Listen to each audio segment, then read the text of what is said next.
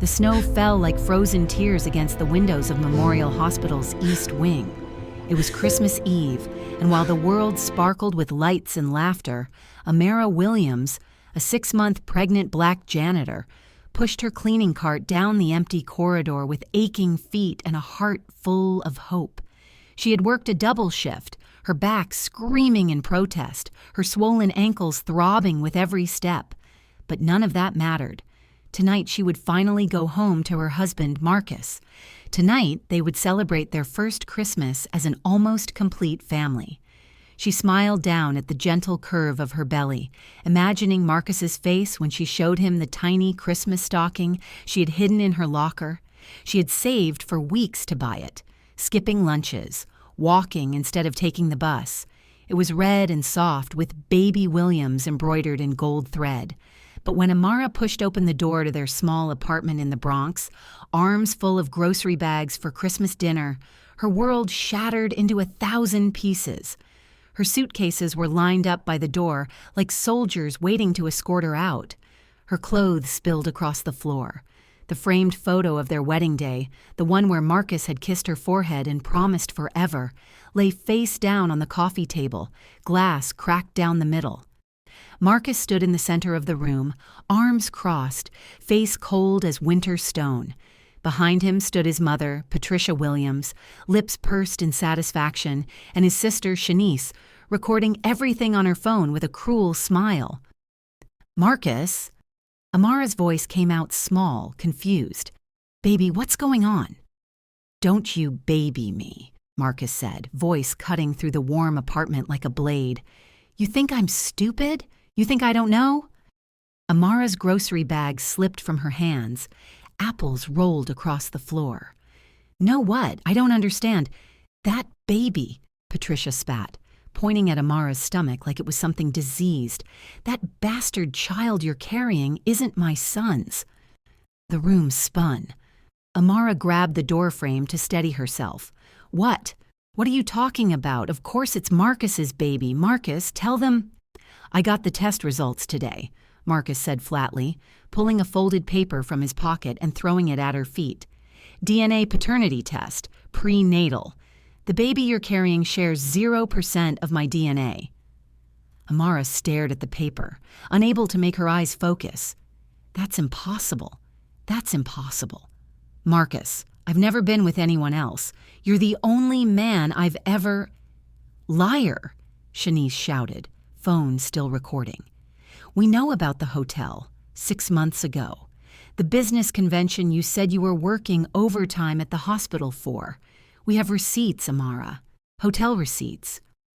Amara's mind raced back 6 months. She remembered that night clearly. The hospital had sent her and 3 other janitors to work an emergency overnight cleaning job at the Grand Regent Hotel after a medical conference. There had been a spill, a sanitation emergency. She had mopped floors until 4 a.m., then fallen asleep in a staff break room, exhausted.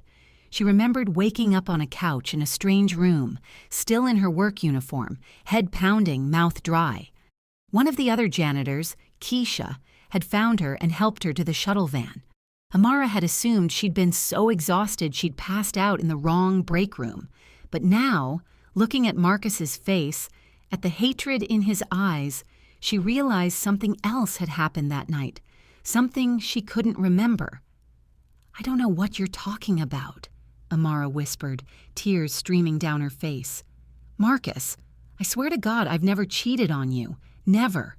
That baby is yours. That test has to be wrong." "The test is never wrong," Patricia said coldly. "My son paid good money for the best lab in New York. You're carrying another man's child, and you will not bring that shame into this family." Amara dropped to her knees, hands clasped together, begging. "Please, please, Marcus, I love you. I don't know what happened, but I swear I didn't cheat. Please believe me. Please don't do this." "Get out," Marcus said, voice dead, emotionless. "Marcus, get out of my house." The neighbors would later say they heard her screaming. They would say they heard her sobbing, begging, swearing on everything holy, but no one came to help. Patricia grabbed Amara's suitcases and threw them into the hallway. Shanice laughed as she posted the video to social media with the caption, "Cheating wife exposed on Christmas Eve, karma sower by Felicia." And then the door slammed shut. Amara sat in the cold hallway, pregnant and shaking, listening to the sounds of Christmas music playing in other apartments. Families laughing, children squealing with joy. She pulled out her phone with trembling fingers. She needed help. She needed her best friend, Keisha, the only person who might understand. Through blurred vision and shaking hands, she typed out a long message. "Keisha, I don't know what to do. Marcus kicked me out. They did a DNA test and it says the baby isn't his. But I swear I never cheated. I don't understand what's happening." Something happened that night at the hotel 6 months ago. Something I can't remember.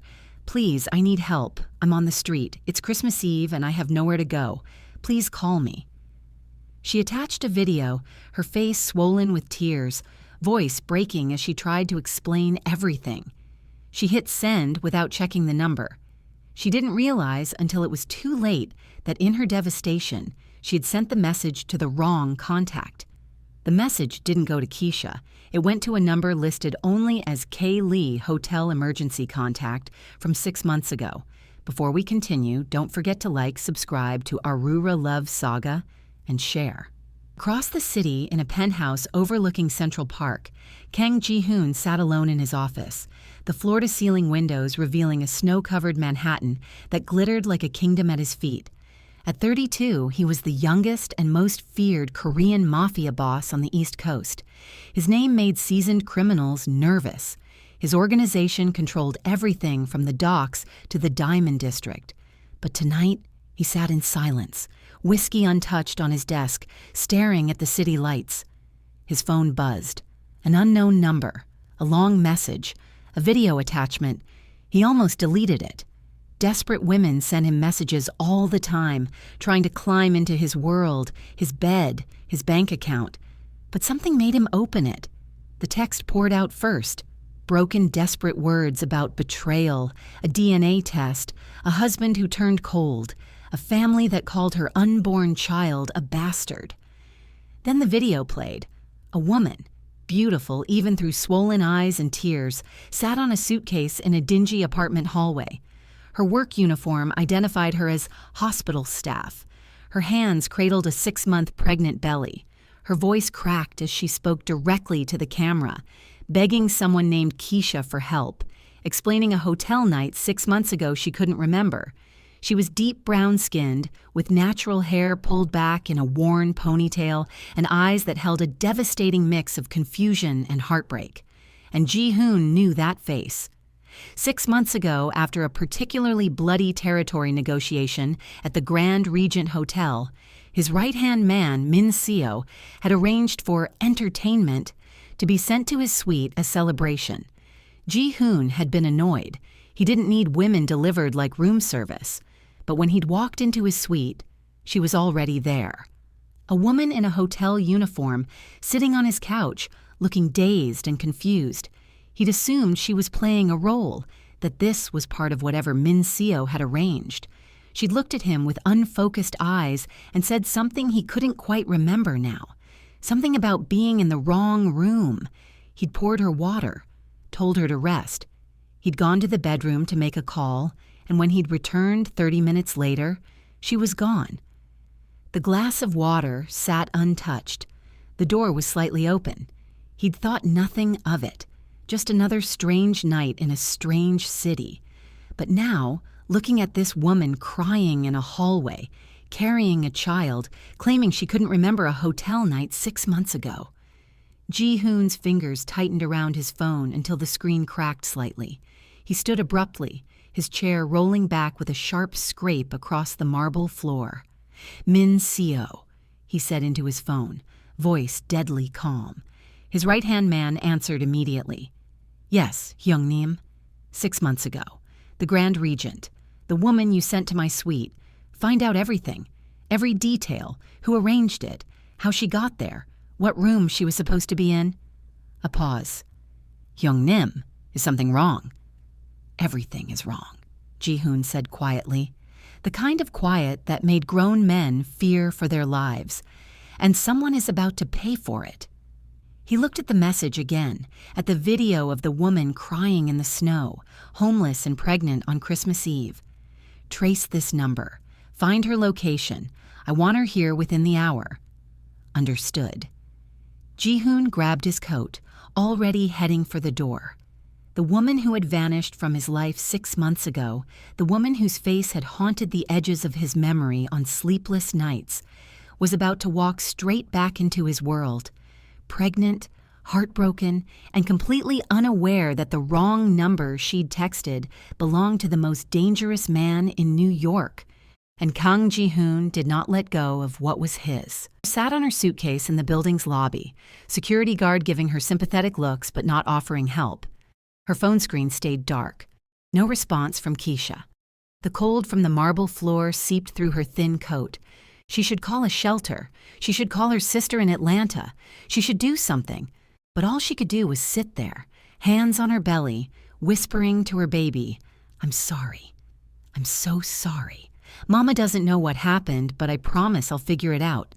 I promise I'll keep you safe." A black SUV pulled up outside the building's glass doors, sleek, expensive, with tinted windows that reflected the Christmas lights strung across the lobby. Amara didn't notice at first, not until the doors opened and 3 men in black suits stepped out, moving with military precision. The security guard straightened immediately, suddenly nervous. The lead man, tall, broad-shouldered, with a scar across his eyebrow, walked straight to Amara. He stopped in front of her and bowed slightly. "Miss Williams." Amara looked up, confused and frightened. Yes? Please come with us." "What? Who are you?" "Someone who wants to help you." "I don't understand." The man's expression softened slightly. "Ma'am, it's Christmas Eve. It's freezing, you're pregnant, and you send a message to someone who wants to make sure you're safe. Please, the car is warm." Every instinct screamed at Amara to run. Don't get in a stranger's car. Don't trust men in black suits. Don't. But another sob broke free instead. She was so tired, so cold, so broken.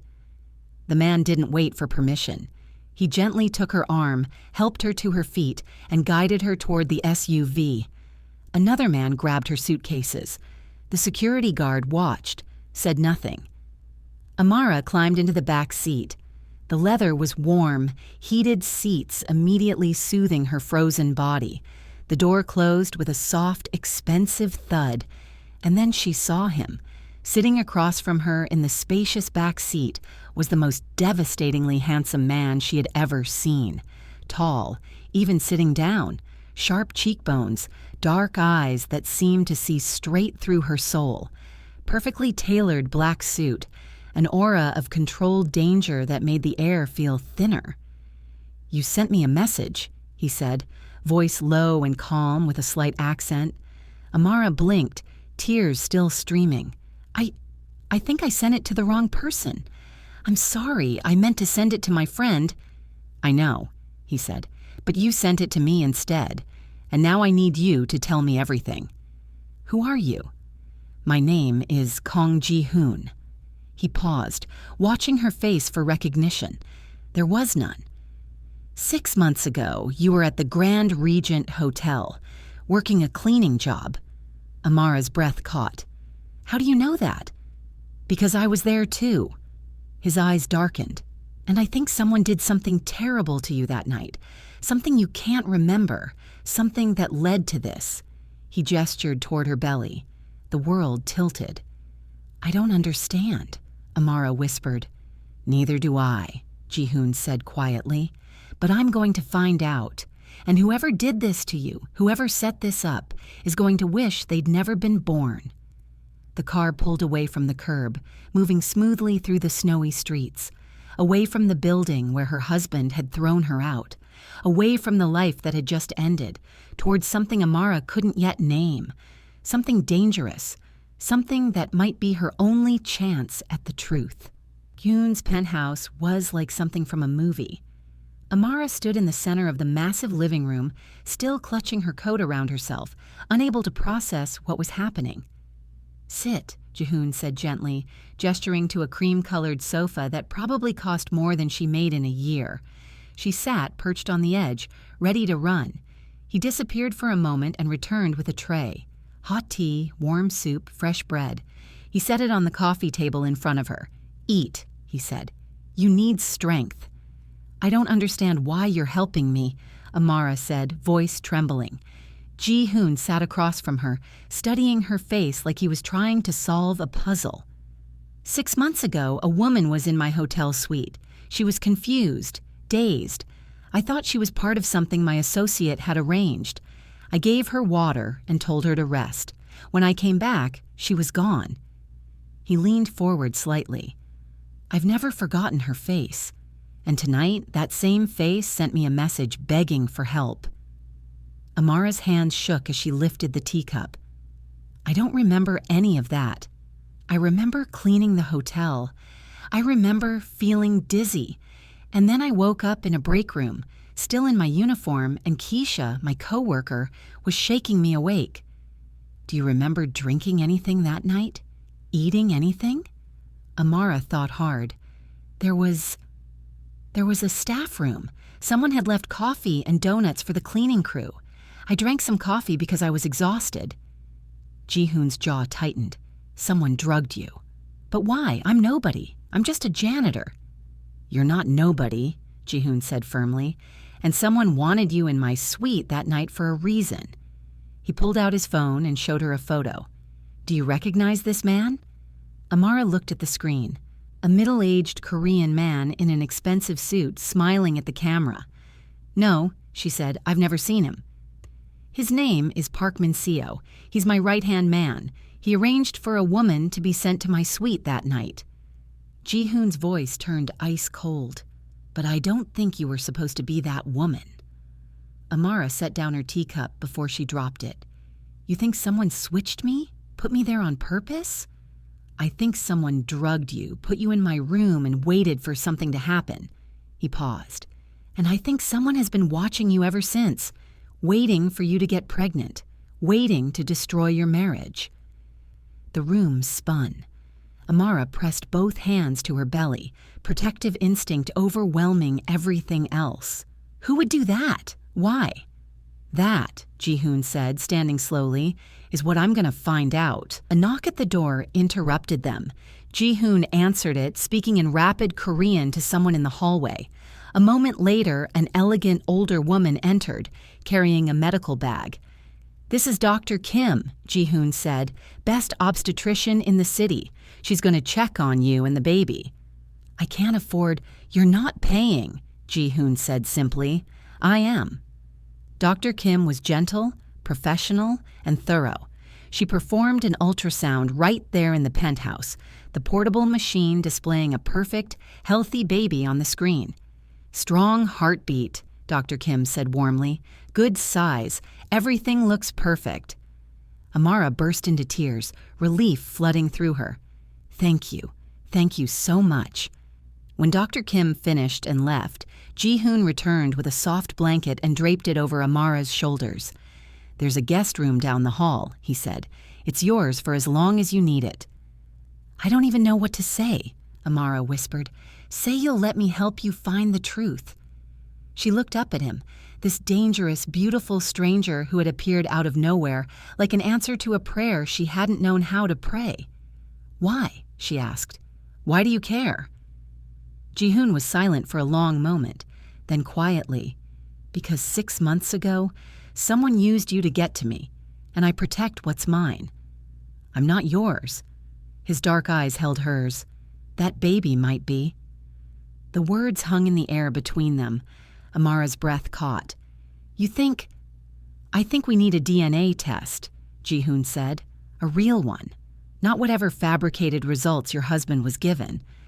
And if the baby is yours, then you and that child will never want for anything again," he said simply. "And everyone who tried to destroy you will pay." Meanwhile, across the city, Min-seo stood in an abandoned warehouse, phone pressed to his ear, voice tight with fear. "She's with him," he hissed. "The woman from 6 months ago. Somehow she contacted him. This is all falling apart." On the other end of the line, a woman's voice responded, cold and calculating. "Then we move to phase 2. If we can't destroy her quietly, we'll destroy her publicly. And this time, we'll make sure she never gets back up." Mincio swallowed hard. "And if he finds out the truth?" "He won't," the woman said. "Not before we finish this." The line went dead.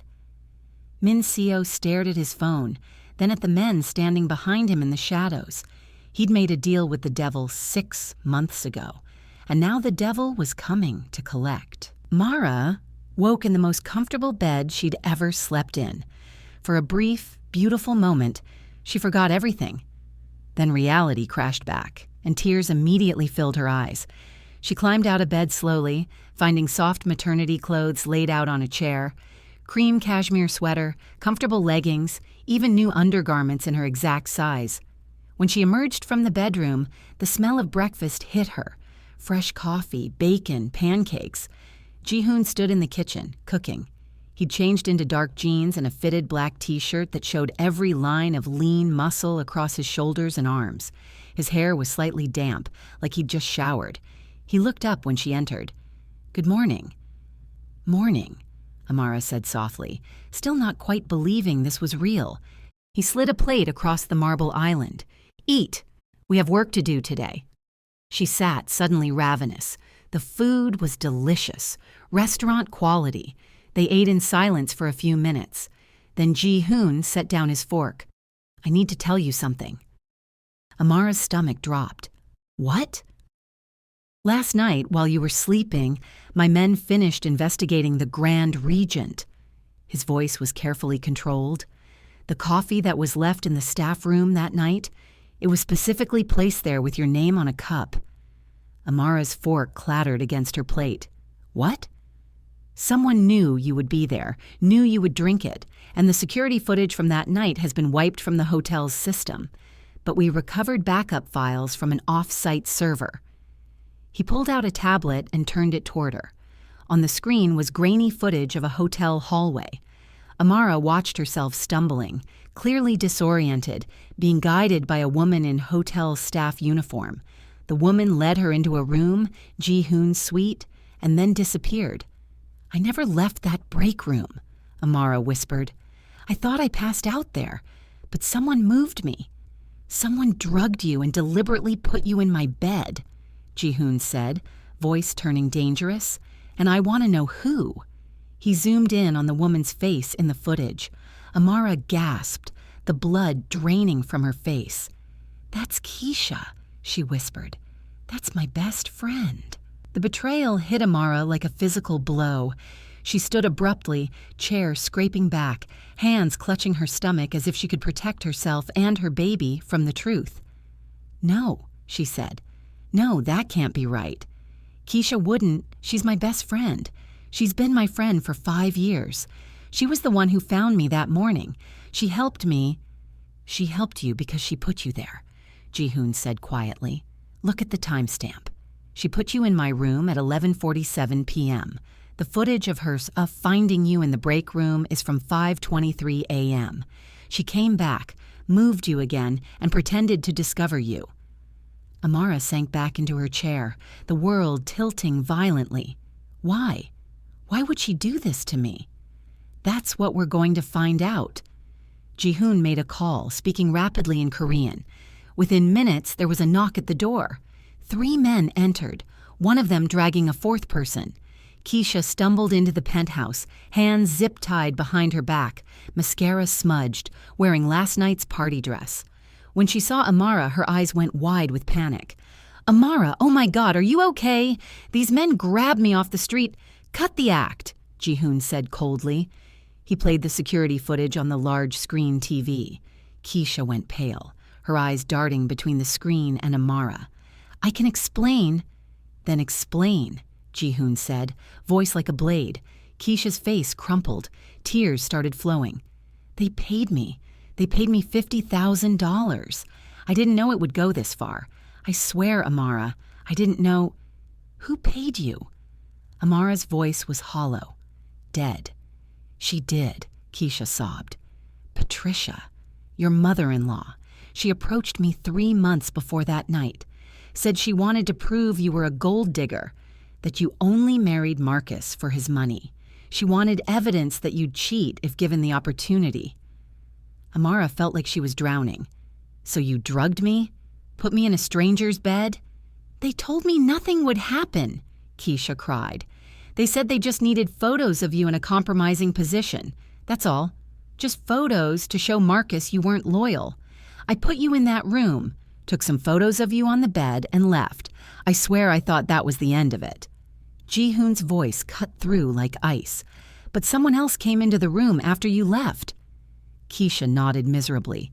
"I didn't know that would happen. I swear." "Patricia said she'd handle the rest. When you woke up still in your uniform, I thought maybe nothing had happened.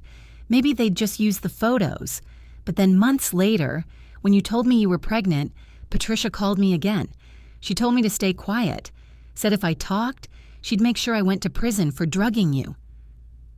Amara stood slowly, walked over to her former best friend, and looked her in the eyes.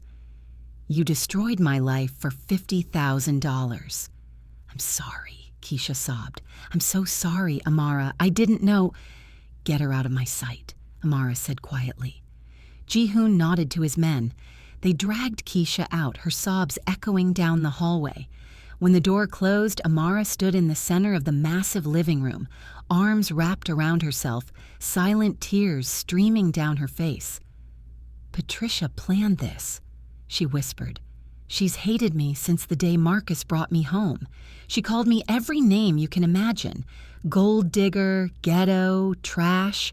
She said I wasn't good enough for her son, but I never thought She conspired to drug you, frame you for infidelity, and destroy your marriage," Ji-hoon finished. "And she almost succeeded." "She did succeed," Amara said bitterly. "Marcus threw me out. Everyone thinks I'm a cheater. My baby is being called a bastard before it's even born." Ji-hoon walked to her slowly, stopping just close enough that she could feel his presence. "Then we make them pay." Amara looked up at him through her tears. "How?" "The same way they destroyed you," he said quietly. "Publicly, completely. We expose every lie, every manipulation. We destroy their credibility, their reputation, their peace." "I'm not like you," Amara said. "I'm not powerful. I can't fight them." "You don't have to," Ji-hoon said. "I'll fight them for you." "Why?" she asked again, the question that kept circling in her mind. "Why do you care so much?" Ji-hoon was quiet for a long moment, his dark eyes searching her face. "Because 6 months ago, someone used you as a pawn to manipulate me, and I don't forgive people who touch what's mine." "I'm not—" "That baby might be mine," he said again, his voice softer this time. "And even if it's not, you were put in my room, in my bed, used as a tool in someone else's game. That makes you my responsibility." He reached out slowly, giving her time to pull away. When she didn't, he gently wiped a tear from her cheek with his thumb. "No one hurts you again," he said quietly. "Not while I'm breathing." Amara's breath caught at the intensity in his eyes. This dangerous, powerful man who had appeared in her life like a guardian angel wrapped in darkness. "Okay," she whispered. "Help me find the truth. Help me clear my name." "I will," Ji-hoon promised. "Starting now." That afternoon, Ji-hoon took Amara to a private medical facility on the Upper East Side. They performed a DNA test, a real one, overseen by doctors Ji-hoon personally trusted. "Results in 48 hours, the doctor said. 2 days. In 2 days, Amara would know if the man standing beside her, this dangerous stranger, was her baby's father. When they left the clinic, a black car was waiting, but instead of taking her back to the penthouse, Ji-hoon gave the driver different instructions. "Where are we going?" Amara asked. "Shopping," Ji-hoon said simply. "I don't need—" "You need maternity clothes that actually fit. You need a proper winter coat. You need things for the baby." He looked at her seriously. And you need to stop thinking like someone who has to survive on scraps. You're under my protection now. That means you want for nothing." Amara opened her mouth to argue, then closed it. She was so tired of struggling, so tired of making every dollar stretch, so tired of being treated like she was worth nothing. "Okay," she said quietly. They went to stores Amara had only ever walked past, never dreaming she could afford to enter. Ji-hoon guided her through boutiques with gentle hands on her lower back, never pushy, always letting her choose what she liked. Maternity dresses that made her feel beautiful instead of frumpy, a cashmere coat that felt like wearing a cloud, soft pajamas, comfortable shoes, and then the baby stores.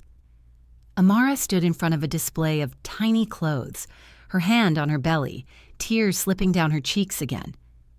"What's wrong?" Ji-hoon asked immediately. "I was supposed to do this with Marcus," she whispered. "We were supposed to pick out baby clothes together, set up a nursery, choose names." Ji-hoon was quiet for a moment. Then he picked up a soft yellow onesie with tiny ducks on it. "Do you like this one?" Amara looked at him, this dangerous Mafia boss holding baby clothes like they were made of glass. "Yeah," she said softly, "I do." "Then we're getting it." They filled bags with baby clothes, blankets, toys. Everything Amara pointed to, Ji-hoon bought without even looking at price tags. When they finally returned to the penthouse, Amara felt like she was living someone else's life. "Thank you," she said as they set down the bags, "for everything. I don't know how I'll ever repay you." "I don't want repayment," Ji-hoon said. "I want the truth, and I want the people who did this to face consequences." His phone buzzed. He looked at the screen and his expression darkened immediately. "What is it?" Amara asked. He turned the phone toward her. It was a social media post from Marcus's sister, Shanice, the video from Christmas Eve, now with over 500,000 views. The comments were vicious. "Disgusting cheater. Poor husband raising another man's kid. She looks exactly like the type. Black women stay cheating. Gold-digging whore got what she deserved." Amara's hands started shaking. "They posted it. They put me on the internet for everyone to see. And now," Ji-hoon said calmly, "we destroy them." He made one phone call. Within 30 minutes, the Williams family's world began to collapse. First, it was Marcus's job. His boss called, furious. Someone had leaked emails showing Marcus had been falsifying expense reports, stealing from the company for over a year. He was fired on the spot, threatened with criminal charges. Then Patricia's church, her pride and joy where she sat in the front pew every Sunday, received an anonymous donation of documents showing she'd been embezzling from the charity fund. The pastor called an emergency meeting. Shanice's social media accounts were hacked. Every cruel post, every racist comment, every mean-spirited message she'd ever sent was suddenly public. Her employer saw them and terminated her immediately. By nightfall, the Williams family was in free fall. Marcus called Amara 17 times. She didn't answer. On the 18th call, Ji-hoon answered for her, putting it on speaker. "Who the hell is this?" Marcus demanded. "Where's Amara?" "She's safe," Ji-hoon said calmly, "which is more than you can say for yourself." "What are you talking about? What did you do to my family?" "Your family," Ji-hoon said, voice turning to ice. "Destroyed an innocent woman because of lies and prejudice. Now you're facing the consequences. You don't know what you're talking about. I know your mother paid someone to drug your wife and frame her for infidelity. I know the DNA test you received was falsified. And I know that in 48 hours, we'll have proof that Amara never cheated on you." Silence on the other end of the line. "That's impossible," Marcus said, but his voice wavered. "You threw out a woman who loved you, who worked herself to exhaustion to make you happy, who never did anything but try to be a good wife," Ji-hoon continued. "And when she needed you most, you called her baby a bastard and threw her into the street on Christmas Eve. If the test was wrong, if she really didn't cheat, Then you destroyed your family for nothing, Ji-hoon said, and you'll spend the rest of your life knowing it. He ended the call. Amara sat in silence, processing everything. What if the DNA test shows you're not the father? She asked quietly. What if somehow the baby really is Marcus's? Ji-hoon looked at her seriously. Then we'll prove his mother falsified the results, clear your name, and you can decide what you want to do. Stay with him, leave him, whatever you choose, but either way you'll have the truth. And if the baby is yours? His dark eyes held hers. Then you and that child will want for nothing. Ever. I'll protect you both with everything I have. You don't even know me, Amara whispered. Then I'll get to know you, Ji-hoon said simply. 2 days later, the DNA results arrived. Amara sat on Ji-hoon's sofa, hands trembling as the doctor opened the sealed envelope. Ji-hoon sat beside her, close enough that she could feel his presence, solid and steady. The results are conclusive, Dr. Kim said gently.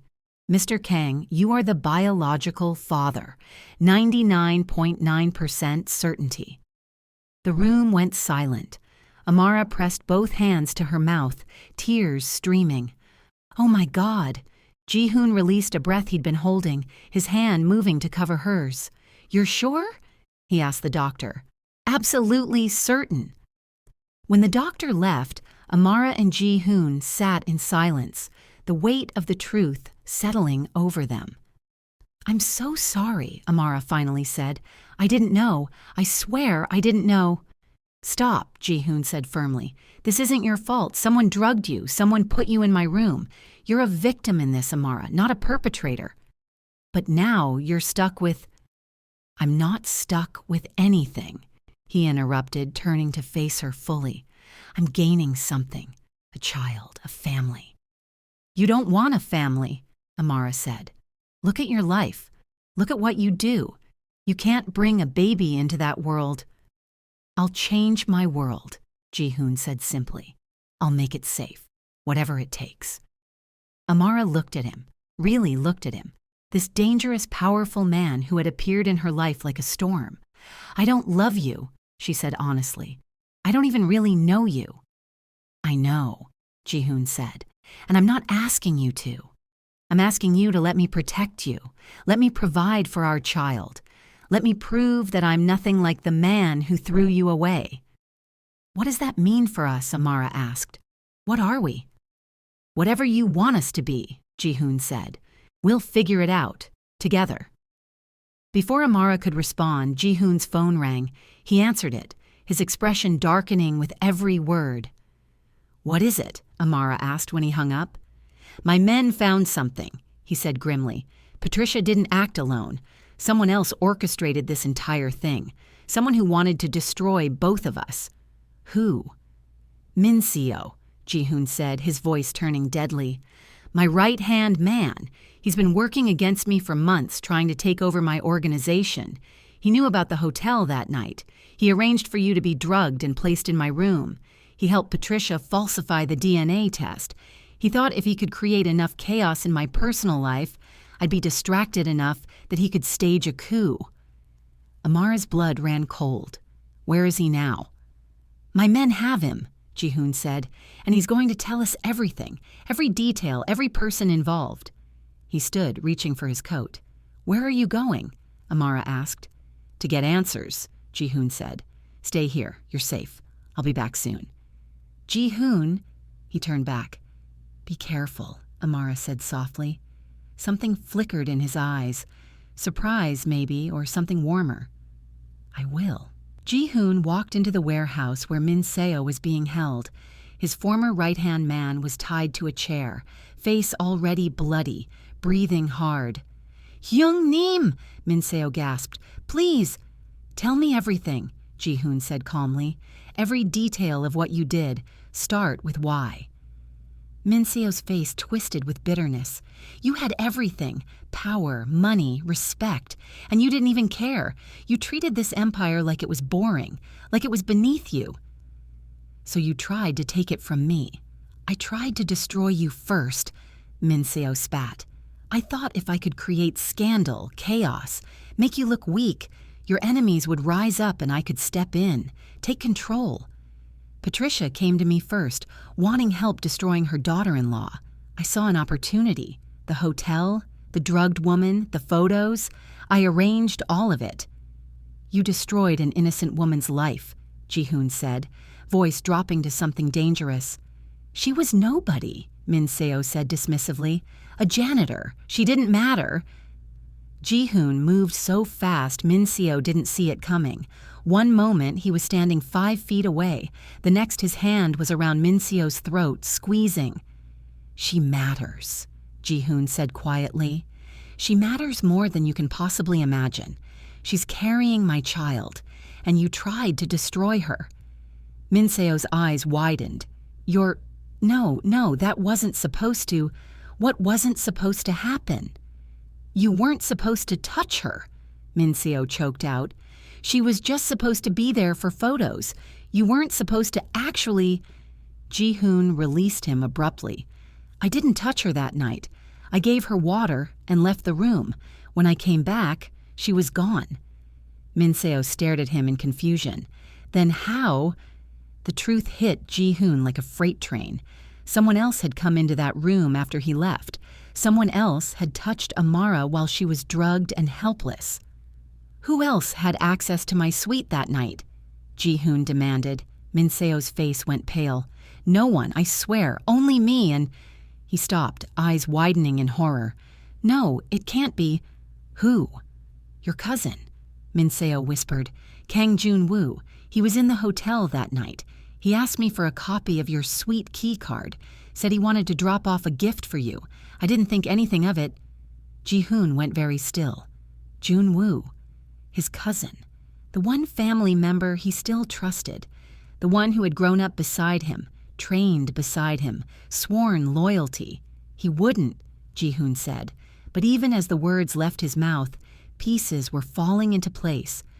Jun-woo had been pushing for more control lately, had been questioning Ji-hoon's decisions, had been gathering allies. He's planning something, Min Seo said quickly, desperately. I don't know what, but he's been meeting with your enemies, making deals. Hyung Nim, he's going to move against you. Ji-hoon pulled out his phone and called his most trusted security team. Get to the penthouse. Now full lockdown.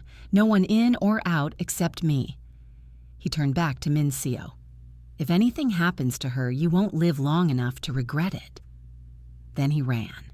Amara was sitting on the sofa, looking through baby name books Ji-hoon had bought, when she heard the lock on the penthouse door click. She looked up, smiling. That was fast. Did you... But the man who walked in wasn't Ji-hoon. He was similar, same height, same sharp features, but younger with a crueler smile. Hello, Amara, Kang Jun-woo said. We haven't been properly introduced. I'm Ji-hoon's cousin.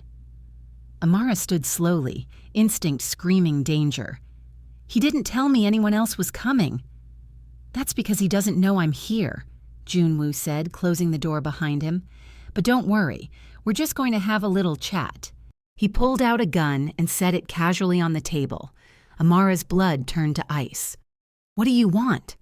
I want what's mine, Jun-woo said. This empire, this power, everything my cousin has taken for granted his entire life. And you, sweet Amara, are going to help me get it. I don't understand. 6 months ago, I saw an opportunity, Jun-woo said, circling her slowly. A woman drugged and placed in my cousin's bed, too good to waste on just photos. So I made sure something actually happened, made sure there would be consequences. Amara's legs nearly gave out. I raped you while you were unconscious, Jun-woo said casually, like he was discussing the weather. And then I made sure that baby would destroy everything. Your marriage, Ji-hoon's focus, all of it. Rage unlike anything Amara had ever felt flooded through her. You monster! I'm a strategist, Jun-woo corrected. And now you're going to do exactly what I say, or I'll make sure that baby never takes its first breath. Amara's hands moved protectively to her belly. You won't touch my child. Our child, Junwoo said with a cruel smile. Biologically speaking. Though the DNA test says otherwise, doesn't it? Funny how easy it is to bribe a lab technician. The penthouse door exploded inward. Ji-hoon stood in the doorway, chest heaving, eyes blazing with fury that made Amara's breath catch. "Get away from her," Ji-hoon said, voice deadly calm. Junwoo grabbed the gun, but Ji-hoon was faster. He crossed the room in 3 strides, disarming his cousin with brutal efficiency and slamming him against the wall. "You touched her," Ji-hoon said quietly, each word dripping with violence. "You violated her. You tried to use my child as a weapon." "Your child?" Junwoo laughed bitterly, even with Ji-hoon's hand around his throat. "The lab says it's yours, but we both know the truth. I was in that room. I was the one who—" Ji-hoon's fist connected with Junwoo's face with a sickening crunch. "Guards!" Ji-hoon shouted. His security team flooded into the penthouse, immediately subduing Junwoo. Ji-hoon turned to Amara, crossing to her quickly. "Are you hurt? Did he touch you?" "I'm okay," Amara said, but she was shaking violently. He said he was the one who—" "I know," Ji-hoon said gently, pulling her into his arms.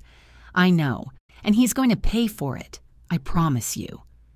Amara buried her face in his chest, letting herself break down. "If he's the father, if the test was wrong—" "The test wasn't wrong," Ji-hoon said firmly. "That baby is mine. I don't care what he claims. The science proves it. You're safe. The baby is safe. And he will never touch either of you again." "How can you be sure?" Amara whispered. "Because," Ji-hoon said quietly, pulling back to look at her, "I'm going to make sure he disappears. Permanently." Amara should have been horrified, should have been afraid of this man who spoke so casually about making people disappear, but all she felt was safe. "Okay," she whispered. 3 days later, Amara stood in front of Marcus's apartment building. Ji-hoon waited in the car, giving her space but close enough to protect her if needed. She'd asked for this meeting. Needed closure. Marcus opened the door, looking like he hadn't slept in days. His eyes were red-rimmed, face haggard. "Amara," he breathed. "I'm not here to get back together," she said immediately. "I'm here to tell you the truth." She showed him everything. The real security footage, the evidence of his mother's conspiracy, the proof that she had been drugged and violated while unconscious.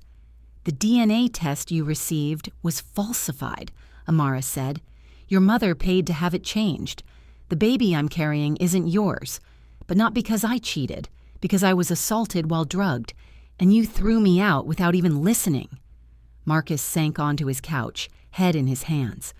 "Oh God, Amara, I'm so sorry. I didn't know—" "You didn't want to know," Amara said. "You saw a reason to believe the worst about me, and you took it. Your mother gave you permission to treat me like garbage, and you did. Please," Marcus said, looking up with tears in his eyes. "Please let me make this right. I'll do anything. We can start over." "No," Amara said firmly. "We can't. You showed me who you are when things get hard. You chose your family's prejudice over your wife, over your vows, and I deserve better than that." "The baby isn't yours," Amara said, "biologically or otherwise. You called my child a bastard before it was even born. You don't get to be a father now." Marcus started crying in earnest. "I love you. I made a mistake." "You made a choice," Amara corrected, "and now you have to live with it." She turned to leave, then paused at the door. "Your mother is being charged with conspiracy to commit assault and fraud. She's probably going to prison. Your sister's life is in ruins because of her own cruelty, and you've lost everything because you were too weak to stand up for your wife." She walked out, head held high, and didn't look back. Ji-hoon was waiting by the car. He opened the door for her. "How do you feel?" he asked. "Free," Amara said simply. 3 months later, Amara stood in the nursery Ji-hoon had created in the penthouse. Soft yellow walls, the color of sunshine. a crib with hand-carved details, shelves full of books and toys.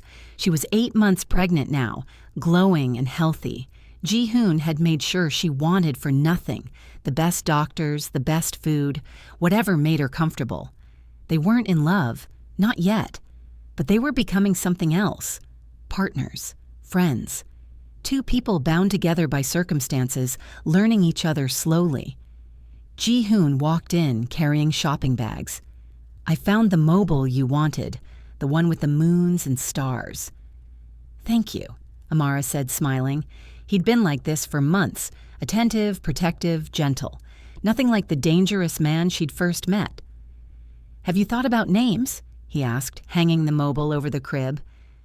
"I have a few ideas," Amara said, "but I wanted to ask you first. What names do you like?" Ji-hoon was quiet for a moment, studying the mobile. "In my culture, we often name children after qualities we hope they'll have: strength, wisdom, joy." "Joy," Amara repeated softly. "I like that." "Yeah?" Ji-hoon turned to look at her.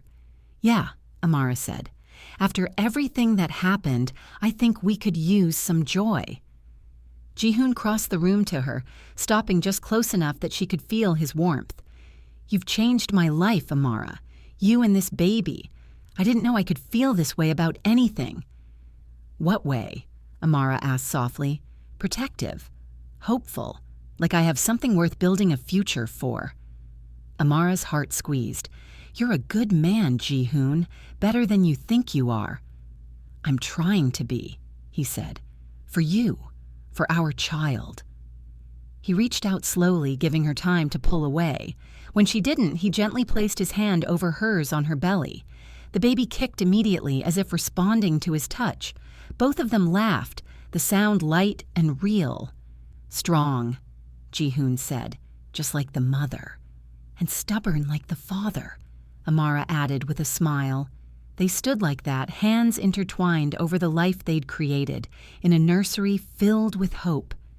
Outside, snow began to fall again, but this time it felt like magic instead of misery. But somewhere across the city, in the shadows of a darkened apartment, a figure watched surveillance footage of the penthouse. Patricia Williams sat in her prison-issued orange jumpsuit during a supervised visit, whispering into a phone. "She thinks she's won," Patricia said coldly. "She thinks she's safe." On the other end of the line, a distorted voice responded. "Then it's time to remind her that some grudges don't die." Patricia smiled, cruel and cold. "Make sure she suffers. Make sure that baby never gets to have the life she stole from my son." The line went dead, and in the penthouse, while Amara laughed with Ji-hoon, neither of them noticed the tiny red light of a laser scope that briefly painted across the nursery window before disappearing into the darkness. Part 2 will be coming out soon. Stay tuned to Arura Love Saga, and don't forget to like, subscribe, share, and turn on the notification button for Part 2. Drop a heart emoji in the comments if you're rooting for Amara and Ji-hoon. Who do you think is really behind Patricia's plan now? Comment below.